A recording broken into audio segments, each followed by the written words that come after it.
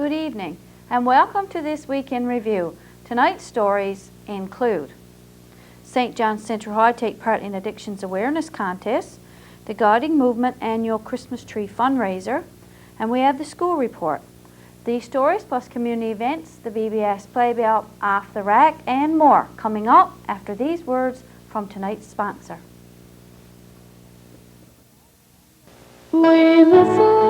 Express yourself for all eternity with a monument carved in stone from Humber Memorials. Order your monument today during the fall inventory clearance sale and save up to 35% on in-stock designs. Plus, if you book your monument during the month of November, you'll save an extra 5%. Monuments can be installed this fall or take advantage of the winter payment plan with a spring 2001 delivery. Call Gord Ingram at 886-2225 or visit Humber Memorials, 310 O'Connell Drive in Corner Brook. On Monday, November the 20th, the students at St. John's Central High School took part in the Addictions Awareness Contest. As a part of Addictions Awareness Week, the addiction counselor Kathy Cutler organized Who Wants to Win Cash and Prizes, modeled after the popular TV show Who Wants to Be a Millionaire. The host was guidance counselor Mr. Dunphy. Contestants were given 3 lifelines: poll the audience, ask a friend, and 50-50 to help them if they needed it. Each contestant had a chance to answer 10 questions. For each question they answered, their name went in for a draw for cash and prizes. The contestants were Paul Eyre, Donna Sims, Louis Anderson, Michelle Piercy, Julia Benoit, Sherry Durnford, Jeff Young, and Dana Sims. Here's a look. Which drink contains the most alcohol? 12-ounce bottle of regular beer, a 1.5 ounces of distilled spirits, 5-ounce glass of wine, or all of the above drinks have the same amount.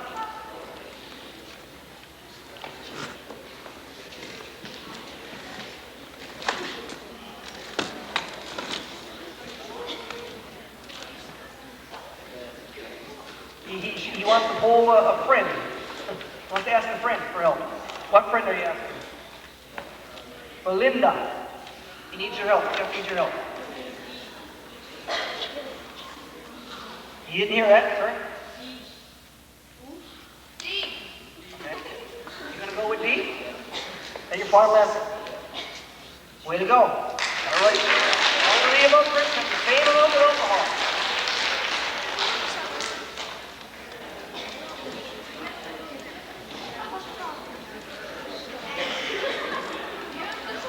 What organ in the body is responsible for metabolizing or breaking down alcohol in the system? Is it A, the pancreas, B, the liver, C, the kidneys, or D, the heart? He says it's B, the liver. Is that your final answer? You sure?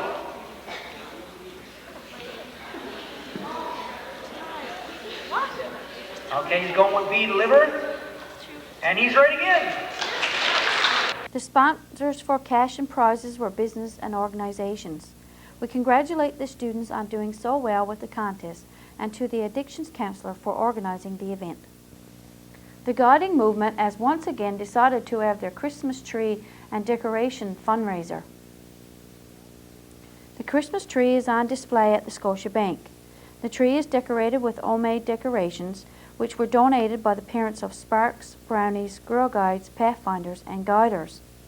Tickets are available from any member of the Guiding Movement at the cost of $1 each or 6 for $5, and the draw will take place on Tuesday, December 5th at the Lions Club Bingo.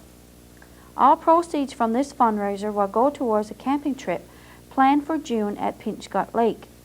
The Guiding Movement appreciates the support of the community has given them in the past and look forward to your continued support. The staff of the Scotia Bank are also fundraising for their favorite charity, the Janeway Children's Hospital. They are selling tickets on this Mr. and Mrs. Claus. If you are interested in buying a ticket on these beautiful decorations, they are available from any staff member at the bank, and the draw date is Friday, December the 22nd. On Tuesday of this week, Burgeo experienced their first snowfall of this winter season. Old Man Winter wanted to let the residents of Burgeo know that he was alive and well. On Tuesday we got our first taste of winter. These snowy conditions caused the roads to become slippery in some places. Motorists weren't prepared for these conditions and driving became a problem, causing them to slip and slide. There was quite a flurry of business at the local garage, with motorists scurrying to get tires changed. Quite a bit of snow fell, and at times there was drifting, but as the day wore on, it cleared somewhat.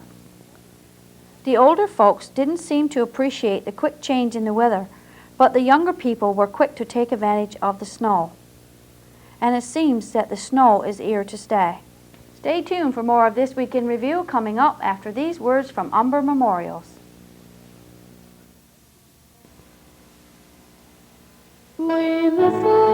Express yourself for all eternity with a monument carved in stone from Humber Memorials.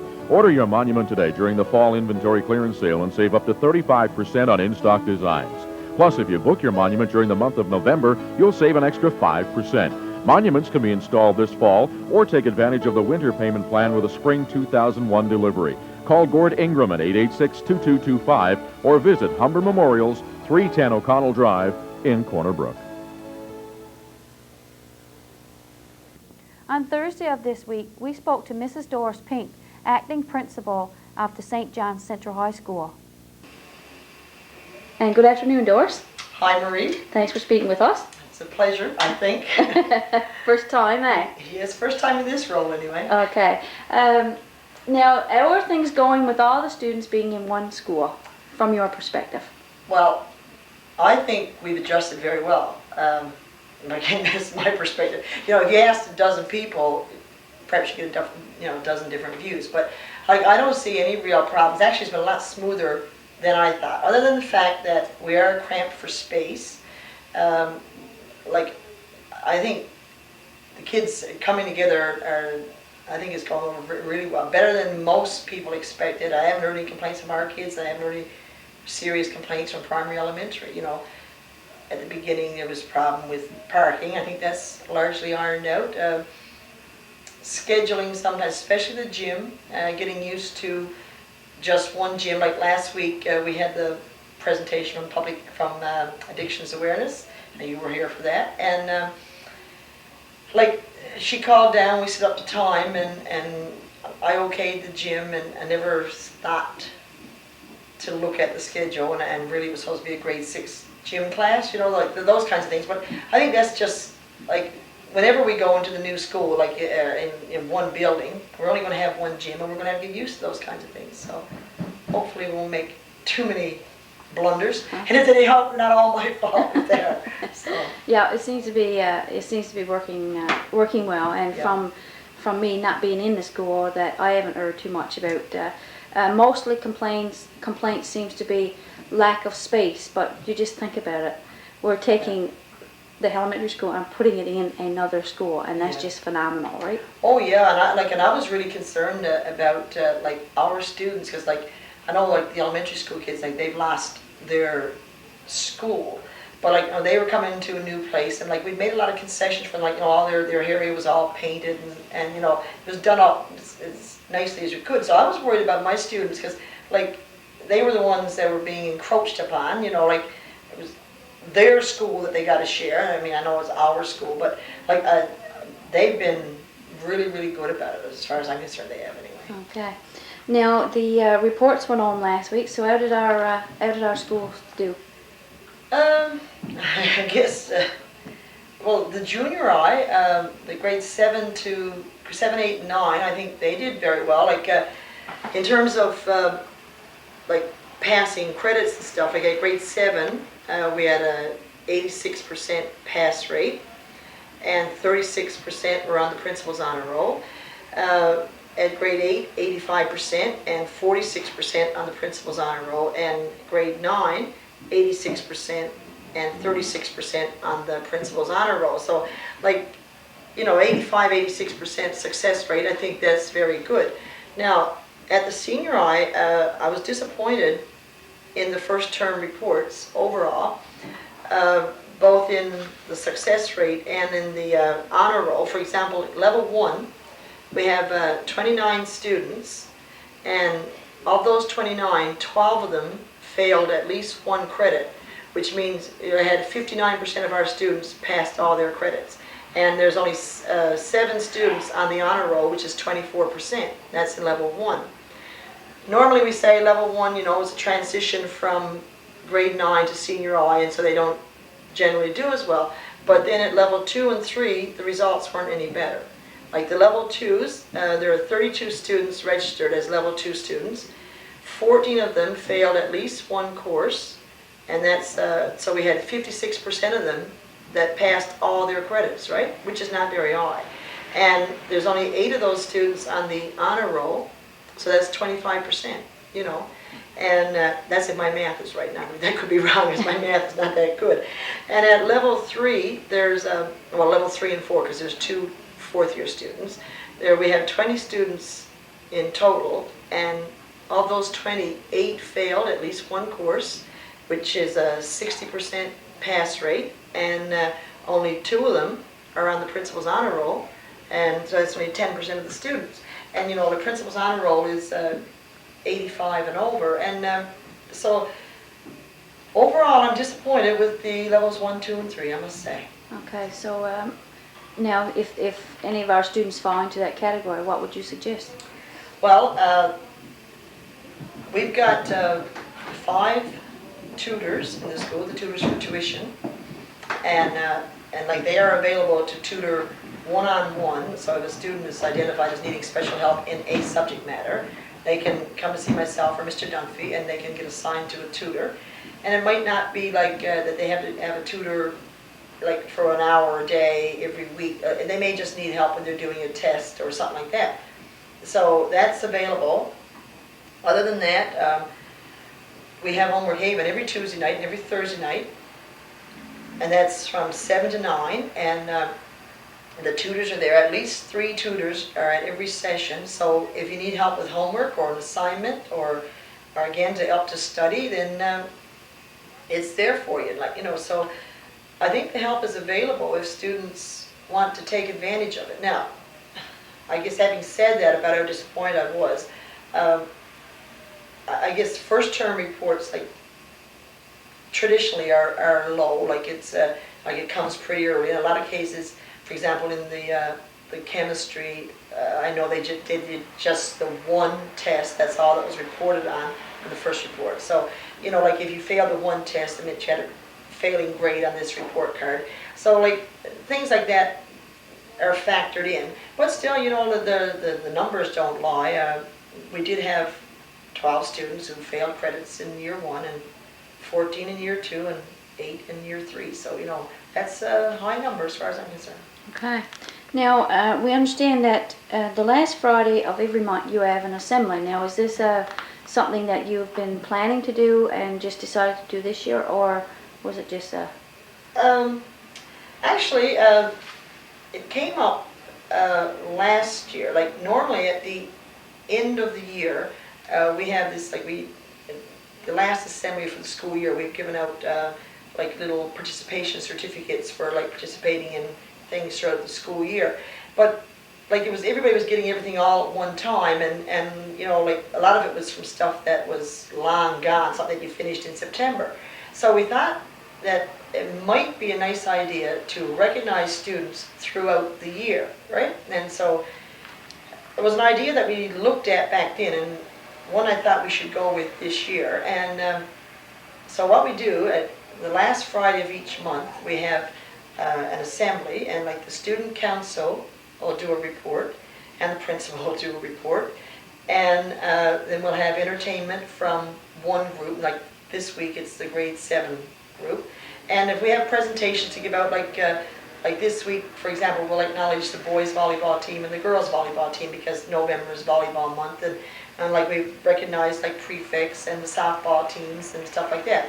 And student activities, like kids getting involved in extracurricular activities, and you know, they win awards and that, well, they get presented in front of the student body, so it's recognition. And it gives the students a chance to plan it, because like the student council part of it, they had to plan. For example, now the student council has come to me this week, They want to know if we can have 2 periods or at least a period and a half, because they've got some activities planned that they don't think we can get done in 1 period. Now I forgot to mention the staff recess time, so I got to check that out. But like these, I think it's a very worthwhile project. Like we've had 2, the September and October one, and they've both gone over very well. And like I say, the student council is planning a pit rally as part of this, which is why they want the extra time, I think. So I've been pleased with that. It's an innovation that I think has been working very well. Okay, now is there anything else you'd like to add about any upcoming events or anything that... Well, I think perhaps like this, the strongest asset of our school is our student body. Like I think we've got a real good student body, and I think our student council is working really, really well this year. So I think that's 2 positives that we've got going. I think it's what made the transition a lot easier. And like they've been involved in organizing a lot of activities. For example, tentatively now they're working on a school dance for next Friday, right? They got to get it cleared with lodge and stuff. But like it seems like they're going through the right channels. Like they plan it far enough in advance, and they come and get permission, and so we don't have like, can we do this, and then you get turned down because you don't have time, and like everybody gets angry about it and stuff like that. So I think it's been working well so far, and I've only got another month here in this office, so hopefully we'll end up on a good note. Okay, thanks very much for speaking with us. Thank you for coming in, Marie. On Friday of this week, the BDDB officer, Greg Elliott, stopped by for a visit. We have in our studio with us Greg Elliott, the BDDB officer. Welcome, Greg. Thank you for having me again this month. Okay, well, we've got lots to talk about again. The claim project. It's been a situation where the last month and a half, a lot of things have unfolded, and I guess it really all started with IFD approaching our board and wanted to get involved in some type of mediation process and bring in an outside individual, if you want, to talk to all the stakeholders, including ourselves and them, and have a roundtable discussion on the various issues and why this initiative kind of went off the rails, so to speak. So we did that meeting sometime in the early part of November. We came back after the meeting. Of course, we had our notes and whatnot, and we called a special board meeting, the BDDB. And to be quite frank with you, it got to a point where it was quite evident to us and the board that IFD could not provide the necessary resources that they required to move this thing forward. I'm not going to get into a lot of gory details about things, but certainly the company had some major problems, both with the company itself and with the individuals that own the company. And a lot of things transpired in the last year and a half. I wouldn't really want to get in, like I say, to some of the details, but basically at the end of the day, what it boiled down to was the company could not provide their $150,000 to move this project forward. The board has its share of funding committed from the various sources, and unfortunately the company didn't have the financial wherewithal to move it forward. We realized that probably over a year and a half ago, and unfortunately it's taken this stretch of period of time to kind of see if the company could in fact move this forward, and it became evident that it just wasn't going to happen. The other issue, that major hurdle that we had, is that as a community-based organization, we had approximately $405,000 committed from various funding agencies. The company, at the end of the day, wanted all of the assets of that facility, once it was constructed, turned over to them. And our board wasn't permitted to do that. We weren't allowed. And on top of that, we wouldn't do it anyway. It would be basically a situation where it was grant money provided to the community, public money, and it was considered a grant to the board. If the board had to turn around when the project was completed and turn over all the assets, and that means equipment and the renovations and all those kinds of things to the facility, to IFD, it would basically be a sense of laundering money. We would basically be just under the table saying, here you go, you couldn't access loans, you couldn't access the grant yourselves, but we'll help you build your facility and then we'll give it to you at the end of the day. The company would have eventually gotten the assets. What they had to do was prove that the whole operation would become economically viable. And by that I mean they had to prove profitability as well as employability, and not just over a single year. It had to be something whereby they had to prove that the industry was going to be sustainable for a long period of time. And then, of course, the board's role in all these kinds of things is not to go into business for itself. The board's role is actually to help business develop. If we can access grant monies to move various different projects forwards, then that's our involvement. However, we have to stay hands-on for a period of time until the people that we're dealing with can prove that they can handle it independently, and then it's going to do what it says they say they're going to do, and that's, of course, the bottom line is employ people and provide new opportunities and new industries in the community. So, irrespective of what IFD wanted us to do, we couldn't do it because of the policies and guidelines that we're under from the funding agencies, and the board would be foolish to do it anyway. Why get $400,000 and at the end of 6 or 8 months after project's completed, just write a letter and say, here you go, here's an asset. That's not what we're in business for and what we should be in business for.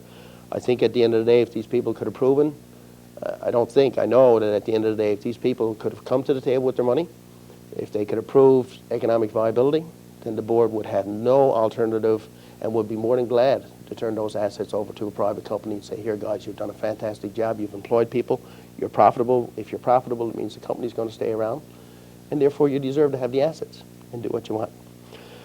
One of the other major hurdles in this whole situation, and it evolved in the last month and a half, is that some people have noticed and stated to us that they saw a major change in the clam beds. There is a feeling out there now whether or not the resource is still there. As you might recall, in 1994-95, there was a major harvest done, exploratory harvest, and there was over 150,000 pounds of clams taken from those beds. Since that time, a lot of people have noticed major changes in the clam flats. And there is a question today whether or not all that R&D work that's been done over the last 3 or 4 years is still viable and accurate. And it's our feeling that there should be a new assessment done on the flats just to determine exactly what's there. So there is that situation as well as whether or not the resource is there. So we question that whole issue. And that's something that we'll probably wind up addressing either in partnership with IFD or on our own in the next number of months. As you know, we did the Sea Urchin Resource Identification Program, and I think that something like that is going to be required again with the clams, just to see if in fact the resource is still up there. Whether or not we move ahead with it, it's a situation right now where we'll just have to wait and see what happens with IFD. They claim that they're going to come in and move forward on their own, which is fine. If they have the funding and they've got the manpower and the abilities to do it, by all means, have at it. But at this point in time, the board has actually removed themselves in any type of venture with IFD in this clam facility. So as far as the BBDD goes, it's a dead issue with you?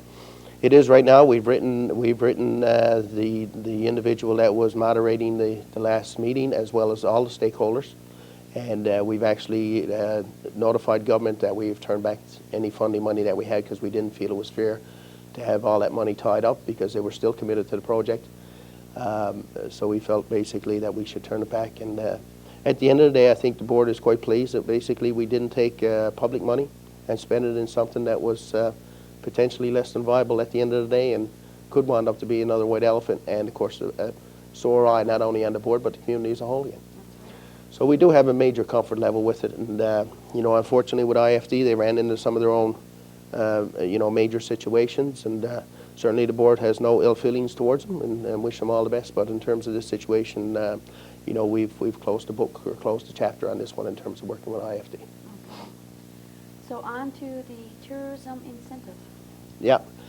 As people in the community have noticed, I mean, a number of times I've talked about tourism development within the community and within the region as a whole. I feel that the Southwest Coast certainly has a tremendous potential for tourism development to attract visitors down to this region here, which all means new dollars, which is a major boost, and of course major spin-offs in terms of employment. Unfortunately, people don't see the tangibles of tourism. Tourism is like the wind; you can feel it, but you can't see it sometimes because there's no gauge. When somebody comes down, how much do they spend? Do they spend $5, $10, or do they spend anything, or do they spend $100? Sometimes it's hard to gauge those kinds of things. I will tell you, though, that when people come down to an area and they visit an area, they spend money. And that's new money that comes into a community or into a region. We are really trying to move this initiative ahead. And as a matter of fact, just a couple of nights ago, we had a information session whereby we brought in representatives from Hospitality Newfoundland and Labrador, as well as the Festival Coast Tourism Association, There was representatives there from a number of agencies and businesses in the community, including Town Council, which was nice to see. And we had a really good, if you want, general session on the types of tourism activities that are happening within this zone, and by that I mean the long-range zone with the Festival Coast, and a number of things that we're trying to move forward in terms of a regional development initiative here in this area. We're going to try and be developing tour packages, attending a number of shows, and of course, one of the big major things that we need to get in place, especially here in Burgeo, is a tourism committee.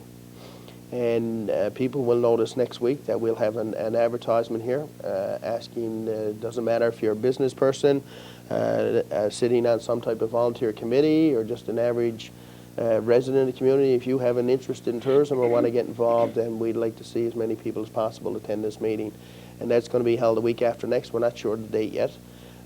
From that, we'd like to see a tourism committee of about 6 to 8 people formed. And then we'd like to really start in earnest in January to move tourism ahead in this region here. And the only way it's going to happen is if we can get the volunteers and people committed to do this. It's going to be a long process. It's going to be a learning process for a lot of people, and that's fine, because that's challenging as well. And we look forward to that challenge. Our board has a mandate to try and move tourism forward, but obviously as a volunteer board, our scope of things is, you know, we cover the gamut. And tourism at times is a full-time job itself. And the only way to kind of keep on top of it and move it forward is if we got a volunteer committee or a committee put in place that's going to concentrate solely on tourism development within this community and in the region. So we're really hoping to do it. And of course, one of the big things that came out of that meeting the other night was, you know, the Festival Coast Tourism Association have monthly meetings, and of course we have no representation up there.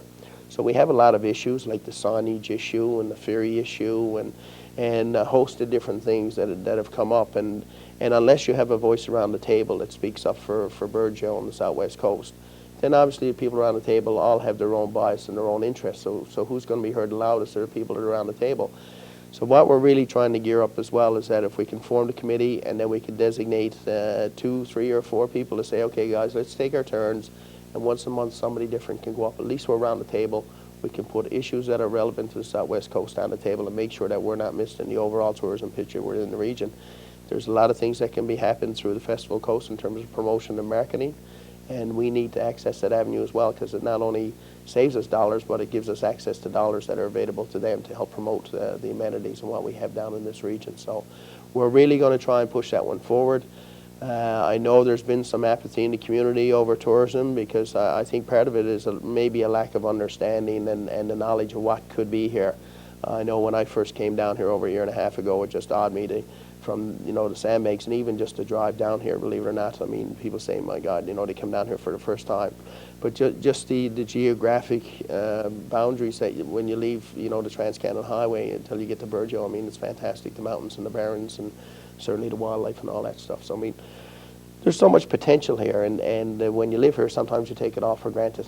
And you have people that come to visit here, I mean, they're just in awe at times, and that's the selling points that we have, so we need to move it forward. So we certainly encourage people to come out, and we are going to move forward on it. Whether we wind up at the end of the day with only 3 or 4 people, then it's going to happen, and it'll be a slow education process. So, and one of the other things we're hoping to do is actually do a monthly or bi-monthly newsletter once we get going, to let people in the community know what's happening. There's a lot of things happening out there, and we just haven't got the time or the resources to be kind of pushing those things to let people know what's going on in regards to tourism. And by having that committee in place, I think a lot of positive things can happen. Okay, now, from the tourism, you're talking about volunteers. Will you be heading up the committee? Will you be there too? Or will somebody on the board be doing it? Or will they be kind of... Well, we have a board member now who's the tourism liaison. That individual will be involved. If not, you know, if he feels that it's too much for him, then certainly we will have a board representative.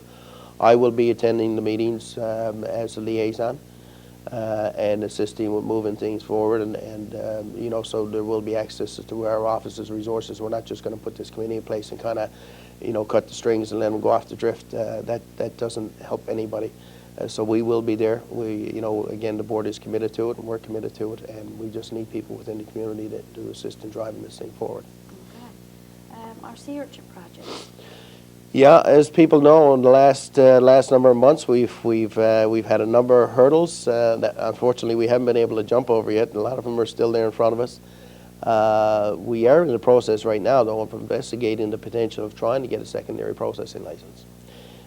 We've talked to our partners in Bell Island, and as everybody's aware, we went after the primary processing license, and of course we were told in no uncertain terms, by the minister's representatives that there'll be no primary processing license giving out. That's not to say we're going to stop at that point, though, but at this point in time, what we felt we would do is to explore the potential of a secondary processing license. And all that means is that what we have to do is provide 2 or more additives into the primary processing end of things to consider it to be secondary processing. So we have our Japanese contact as well, again, as our partner in Bell Island, investigating what types of solutions can be put in the sea urchin before it's shipped out of Virgil. And there's a number of different things within the Act that could very well allow us to access the secondary processing part of that license, and that right now that's where our focus is. I will say we haven't given up. If we can't look at that avenue, the board is committed, and so is our proponents, that we will more than vigorously be going after a primary processing license for sea urchin only. Again, I mean, last month people heard me say, and the situation is, and it's a real situation, that the guys that were harvesting for a little bit, I mean, every time there was urchin going up the road, there was jobs that went up the road as well. And I mean, if our role as the BDDB and our proponents is to create jobs in the community, if we take our resources and ship them up the road again, I mean, what are we creating? We're creating employment for somebody else in some other region of the province. So at the end of the day, if this secondary processing initiative doesn't work out, then we will more vigorously than ever, and we'll leave no stones unturned. And I know people have heard that before, and I'm not a politician, but at the end of the day, somebody's got to wake up and smell the coffee and say, we got a resource down here. It's a new resource. It's a new industry. It's going to diverse the economy. If you provide and plan for a proper harvesting program, the resource will be renewable and continued, and you can have a new industry in this community that can employ 50, maybe 100 jobs at the end of the day. Who knows? But certainly at minimum 50 jobs, and it's there. It's tangible. We've done the reports. We've done the analysis and everything else, and DFA has seen it all. They agree with it. They can't contradict it. As a matter of fact, I think you're in the process of looking at some of our tapes, and the picture's worth 1,000 words. So why not here? Just because government has a policy, our role and the role of others should be to change government policy in certain areas where it's logical. So we're moving. It's always not a big issue. Not by no stretch of the imagination. Now, your candidates forum. Yeah, at the last board meeting, the board had a general discussion about, of course, the different parties and the candidates running in this federal election. And there were some concerns in regards to where all the candidates stood on a number of issues, and the board felt that what we should do was to see if we could provide the opportunity for all of the candidates to come to Burjo. Obviously, I contacted BBS, and you guys were certainly more than agreeable to do a live forum here. Unfortunately, with such short notice, none of the candidates were available. In some cases, I shouldn't say none of them were available. In some cases, when we tried to contact some of the candidates, we didn't get a hold of them. A couple of others had commitments, and of course, with the campaign kind of coming to a head, obviously they're all trying to fill their schedules in many ways. So unfortunately, that did not come to fruition. Again, it was short notice. If it was something we thought about a month ago, I think we could have probably pulled it off. But there is a situation with the board and people in this community in general, because I've talked to a number of people, of wondering where each party stands and have a few strong questions, and our board does too, in terms of issues related to community economic development and of course healthcare, education, and all those other things that affect the community as a whole. And unfortunately, we're not going to get the opportunity to sit down. And what we had planned is actually have a list of questions. We would ask each candidate the same question, no debate, just how do you feel, like what is your stance on this issue, or this issue, and give them the time to do it. And then of course we're hoping to have a phone in as well. But unfortunately, that did not transpire. But I thought I'd just let you know, and the residents community know that we did try and work on it to have the candidates come down here for that. But something that we'll keep in the back of our mind for next election. That's probably going to come up pretty soon again. Okay, our short-term projects. Yeah, as I mentioned at the last time that we met, we had applied for a number of short-term projects through the provincial government and some things through HRDC. And in my discussions in St. John's last week with the Minister's office, and of course people with municipal provincial affairs who administer these programs, it looks like we might be fortunate enough to get one more brush cutting program this year. Might very well be some money freed up in February sometime, early, mid, late February. But right now, as it stands, I mean, we might be fortunate enough to get one more brush cutting project started before Christmas. We don't know where that's going to lead. Certainly, it will wind up being probably half of the money that we were fortunate enough to access last year in terms of short-term programs. But I know we've received a lot of calls, and I'm sure there's a lot of people out there wondering what's happening in terms of these types of programs.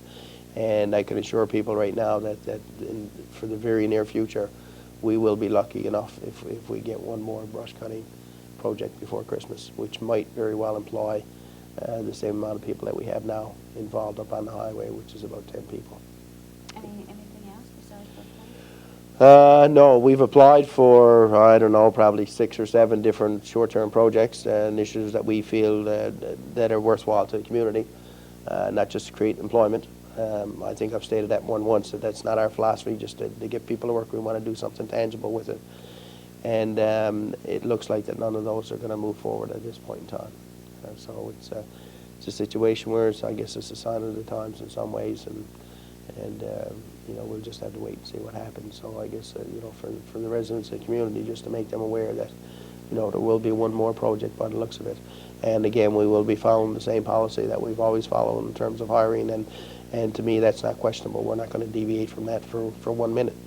And I think everybody knows what the policy is, and therefore it's an even game for everybody in the community. It doesn't matter if you're a plant worker, laid off this, or involved in that, or whatever. We treat everybody basically equal in terms of our policy for hiring. Okay. Is that about it? I think we covered everything. Yeah, I think we've covered enough things for today. I just think, or this evening, I just like to thank you again for having us here, and certainly we'll do an update before the Christmas break. All right. Thanks for joining us. Thank you. The town of Burgeo has received one-time funding to supplement municipal operating grants. Burgeo-Lapoil MHA Calvin Parsons is pleased to announce on behalf of Municipal and Provincial Affairs Minister Joan Marie Aylward that one-time funding to supplement municipal operating grants is being provided to 5 communities in the district. Funding is allocated based on the size of the municipality and their existing operating grants. This funding is in recognition of the good works of municipalities in striving to address financial difficulties while meeting the needs of the residents, says Mr. Parsons. I wish to congratulate the communities in my district who have been awarded this funding and commend their ethic and fiscal responsibilities. Allocations are as follows. The town of Burgeo, $8,953. Town of Burt Islands, $7,593.80. The town of Channel Port Basque, $11,639.50. Town of Alamort, $7,631.60. Town of Rose Blanche, $7,643.60. Again, Burgeo has received $8,953. We would like to remind our viewers of the Lions annual Santa Claus Parade coming up next Sunday, December the 3rd. The parade will be taking its usual route around town and go to the community center for the awards presentation. Burgeo Broadcasting will be broadcasting live from our parking lot beginning at 2 p.m. Be sure to tune in. We invite you to come along next Sunday, December the 3rd, for the lighting of the BBS Christmas tree beginning at 6 p.m. Come on down and join us for this community tradition. Santa Claus has been invited, and he may have a treat or two for the boys and girls. Stay tuned for more of This Week in Review coming up after these words from Umber Memorials.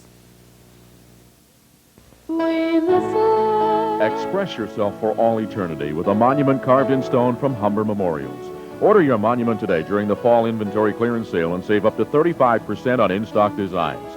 Plus, if you book your monument during the month of November, you'll save an extra 5%. Monuments can be installed this fall or take advantage of the winter payment plan with a spring 2001 delivery. Call Gord Ingram at 886-2225 or visit Humber Memorials, 310 O'Connell Drive in Corner Brook. Off the rack. This week as we scanned our tape rack, we came across a tape of a trip on a Cape Moral as found by R.M. Skinner. Let's take a look at a few scenes back in 1992. Well, I get up early, the first man out of the day, knowing damn well just one more wasted day. Now there ain't no more fish, I don't want to move. Well, my woman needs Simpsons, my horse needs a new pair of shoes. Lord, I fish for a living, I love the smell of the sea. Salt water in my face, the wind, she's blowing free. My boat, she's a good one, the motor, she's the best. You can't earn a living hauling emptiness. Got 'em sitting in my motorboat, empty that goddamn blues.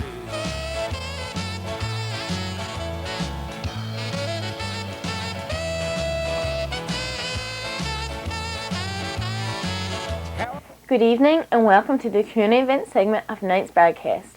I'm Jennifer Marks. The winner of the preschool TV bingo on Wednesday, November 15th was Sonia Barter. Congratulations, Sonia.